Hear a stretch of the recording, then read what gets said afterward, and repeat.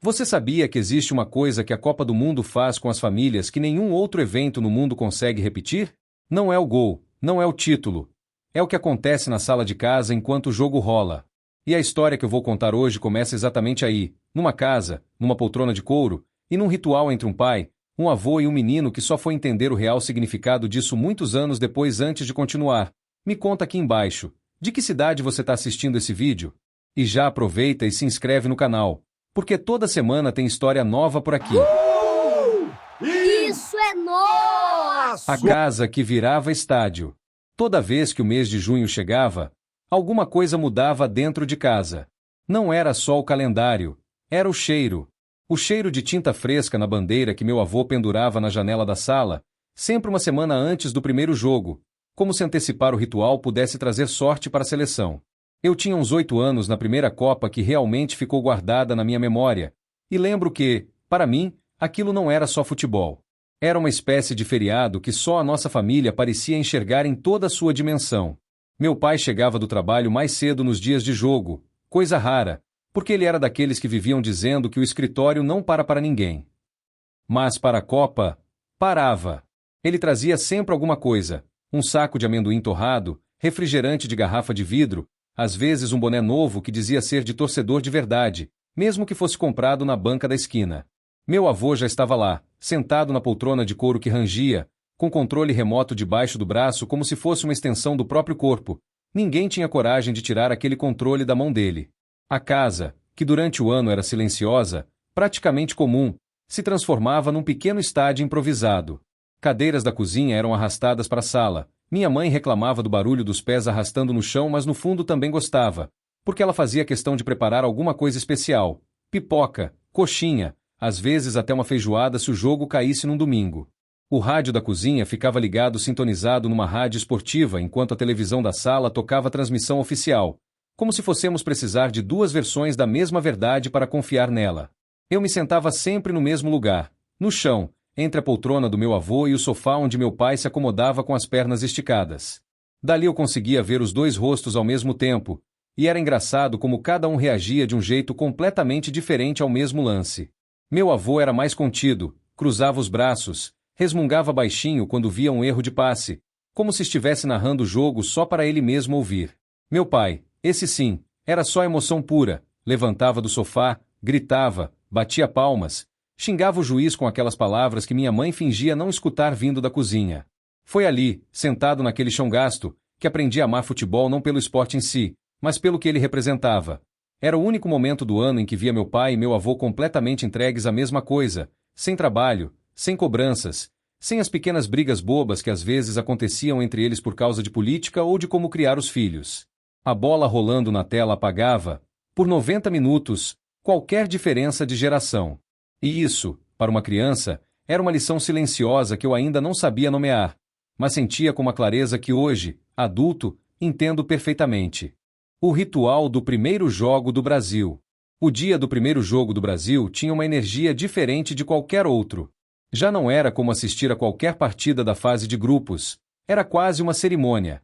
Meu avô, que normalmente era um homem de poucas palavras, ficava estranhamente falante nessas manhãs. Contava histórias de Copas antigas, de jogadores que eu só conhecia por fotos em preto e branco ou por vídeos gastos no YouTube, e cada história vinha carregada de detalhes que eu duvidava que fossem inteiramente verdadeiros, mas que eu adorava ouvir mesmo assim. Seu bisavô, ele dizia, apontando o dedo enrugado para o ar como se estivesse invocando uma lembrança física, ele escutava os jogos no rádio porque não tinha televisão em casa. A gente se juntava tudo na casa do vizinho que tinha aparelho. Eu tentava imaginar aquilo, um mundo sem transmissão ao vivo, sem replay, sem essa possibilidade de rever um gol 10 vezes seguidas, e achava aquilo quase impossível de acreditar, mas via nos olhos do meu avô que aquela lembrança era real e preciosa para ele, então eu escutava com atenção redobrada. Meu pai, por sua vez, tinha um ritual mais físico do que verbal. Ele separava a camisa da seleção com cuidado que beirava o exagero, passava a mão sobre o tecido antes de vestir, como se estivesse cumprimentando uma velha amiga. Ele tinha superstições que eu só fui entender melhor com o tempo. Sempre sentava no mesmo lugar do sofá, sempre pedia para eu ficar quieto durante o hino, e uma vez, quando o Brasil tomou um gol logo depois que ele foi ao banheiro, ele decretou solenemente que não podia mais sair da sala durante o jogo, regra que ele seguiu religiosamente pelas Copas seguintes. Era engraçado ver como os dois, pai e avô, tinham formas tão diferentes de viver aquele momento, mas que se encontravam exatamente na hora do hino nacional. Os dois ficavam de pé, mesmo sem ninguém pedir, mesmo sem ser um estádio de verdade, e cantavam, cada um com seu jeito, meu avô mais baixo e grave, meu pai mais desafinado e alto.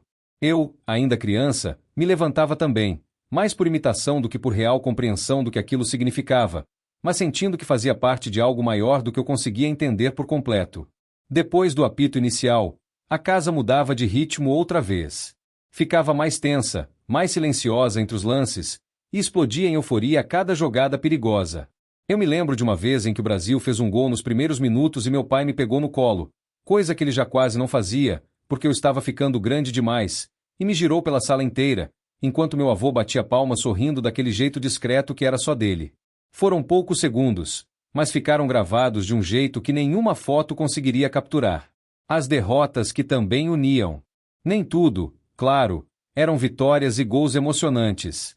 Lembro bem de uma Copa em que o Brasil foi eliminado de um jeito doloroso, numa daquelas partidas que ficam marcadas por muito mais tempo do que qualquer título. A casa, que minutos antes fervia de expectativa, ficou tomada por um silêncio pesado assim que o árbitro apitou o fim do jogo. Meu pai ficou parado olhando para a televisão por um bom tempo, como se esperasse que a imagem mudasse, que o placar se corrigisse sozinho. Meu avô foi o primeiro a se mexer.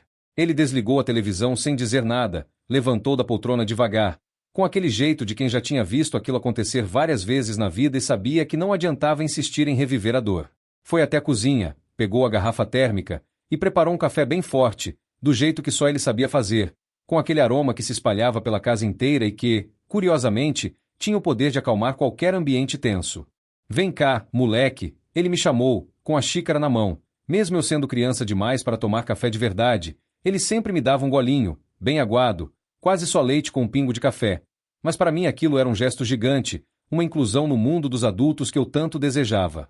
Sentamos na mesa da cozinha, e ele começou a falar sobre outras Copas em que o Brasil também tinha perdido, contando com uma tranquilidade que eu, na época, não entendia. Hoje sei que era a sabedoria de quem já viverá derrotas maiores do que as de um campo de futebol.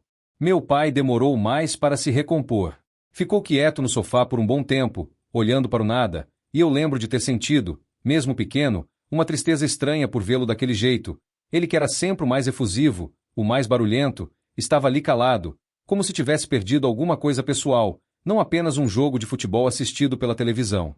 Foi meu avô quem foi até ele, sentou ao seu lado, colocou a mão no ombro dele e falou baixinho alguma coisa que eu não consegui escutar da cozinha. Alguns minutos depois, os dois estavam rindo. Não sei o que meu avô disse, mas funcionou. E aquela cena ficou gravada em mim de um jeito que hoje entendo melhor do que entendia então. A Copa do Mundo, com suas alegrias e suas decepções, era só um pretexto. O que realmente importava ali era aquele momento em que um pai consolava o próprio filho adulto, e um filho aprendia, sem perceber, uma forma de amor que não precisava de palavras grandiosas para se manifestar. As derrotas, no fim, também uniam, talvez até mais do que as vitórias. A última Copa dos três juntos. Com o passar dos anos, fui crescendo e as coisas foram naturalmente mudando. Fiquei adolescente, depois jovem adulto, e a vida foi trazendo suas próprias urgências, escola, depois faculdade, depois trabalho. Mas havia um acordo tácito entre nós três, nunca dito em voz alta, de que a Copa do Mundo era sagrada. Não importava quantas coisas estivessem acontecendo, nós três nos encontrávamos na casa dos meus avós para assistir aos Jogos do Brasil juntos, como sempre tinha sido. Houve uma Copa, porém, que hoje eu reconheço como a última em que estivemos verdadeiramente os três ali, com a mesma disposição de sempre. Meu avô já estava mais velho, andava mais devagar, mas insistia em fazer questão de arrumar a bandeira na janela com as próprias mãos, recusando qualquer ajuda que eu ou meu pai oferecêssemos. Isso aqui eu ainda consigo fazer sozinho, ele dizia, com um misto de teimosia e orgulho que era tipicamente dele, e que, olhando para trás, eu entendo que era também uma forma de se agarrar a um ritual que dava sentido aos seus dias. Naquela Copa, assistimos aos jogos com a mesma intensidade de sempre, mas havia algo diferente no ar, uma ternura que talvez só eu, já adulto, conseguisse perceber. Meu pai passou a cuidar mais do meu avô durante os jogos, trazia um cobertor quando ele sentia frio, ficava de olho se ele precisava de algum remédio, ajustava o volume da televisão sem que ele pedisse porque sabia que a audição dele já não era mais a mesma. E eu, que antes era só a criança sentada no chão observando os dois, agora me via numa posição nova, quase de intermediário entre gerações, tentando absorver cada gesto, cada expressão, como quem sabe, sem admitir abertamente, que aquilo não duraria para sempre. Teve um jogo em especial, decisivo, em que o Brasil se classificou numa virada emocionante nos minutos finais. A explosão de alegria na sala foi tão grande quanto sempre tinha sido. Meu pai gritou, pulou, quase derrubou a mesinha de centro, e meu avô, mesmo mais contido fisicamente, tinha um brilho nos olhos que eu nunca vou esquecer. Ele bateu palmas devagar, sorrindo, e disse uma frase que ficou entalada em mim. Que bom que ainda estou aqui para ver isso com vocês dois. Na época, eu não dei o devido peso àquelas palavras. Achei bonito, guardei como uma frase carinhosa entre tantas outras que ele dizia. Só depois, com o tempo, entendi que aquilo era quase uma despedida silenciosa, um agradecimento antecipado por todos aqueles junhos compartilhados, por todas aquelas tardes de pipoca, café e gritos de gol que tínhamos construído juntos ao longo de tantos anos. O que fica depois do apito final? Meu avô se foi antes da Copa seguinte chegar. E quando junho voltou, sem ele, a casa pareceu menor, mais silenciosa, mesmo com a televisão ligada e o volume alto como sempre. Eu e meu pai nos sentamos para assistir ao primeiro jogo do Brasil, mas faltava alguma coisa que nenhum dos dois conseguia nomear em voz alta. A poltrona de couro continuava lá, no mesmo lugar, mas vazia, e por um instante nenhum de nós dois teve coragem de se sentar nela. Foi meu pai quem, no fim, tomou a iniciativa. Sentou na poltrona do meu avô, devagar, quase pedindo permissão para um fantasma gentil que ele sabia que não ia se importar. Pegou o controle remoto, o mesmo controle que ficava debaixo do braço do meu avô durante décadas, e segurou por um tempo antes de ligar a televisão, como se aquele gesto simples carregasse um peso que precisava ser sentido antes de ser cumprido. Eu me sentei no chão, no mesmo lugar de sempre, agora sozinho entre um sofá e uma poltrona que tinha um novo ocupante. O jogo começou, e por uns minutos ficamos quietos demais, como se estivéssemos velando alguma coisa em vez de comemorando outra. Mas então veio o hino nacional, e os dois nos levantamos, e cantamos, eu mais alto do que o normal, talvez para preencher um espaço que sabíamos que estava faltando. E foi ali, cantando aquele hino num quarto incompleto, que percebi que as tradições não morrem com as pessoas que as criaram. Elas se transformam, se adaptam, e continuam vivas em quem fica, carregando um pedaço de quem se foi. Hoje, anos depois, ainda assisto aos Jogos do Brasil na mesma casa, agora com meu próprio filho pequeno sentado no chão, no lugar que antes era meu. Meu pai ocupa a poltrona de couro, que já foi trocada 2 vezes, mas continua sendo chamada carinhosamente de a poltrona do vovô. E quando chega o dia do primeiro jogo, sou eu quem sobe numa cadeira para pendurar a bandeira na janela, com o mesmo cuidado teimoso que meu avô tinha, recusando qualquer ajuda, insistindo que isso eu ainda consigo fazer sozinho. Às vezes, no meio de um jogo, meu filho me pergunta por que eu fico com os olhos molhados durante certos gols, e eu não sei explicar direito, porque a explicação envolve um homem que ele nunca conheceu, um cheiro de café que já não existe mais na cozinha, e décadas de junhos compartilhados que moldaram, sem que eu percebesse na época, a pessoa que eu me tornei. Mas eu sei que, quando o hino toca e nos levantamos, alguma coisa daquele avô continua ali, viva, cantando junto conosco naquela sala que, apesar de tudo, continua sendo, todo mês de junho, o nosso pequeno e sagrado estádio de família.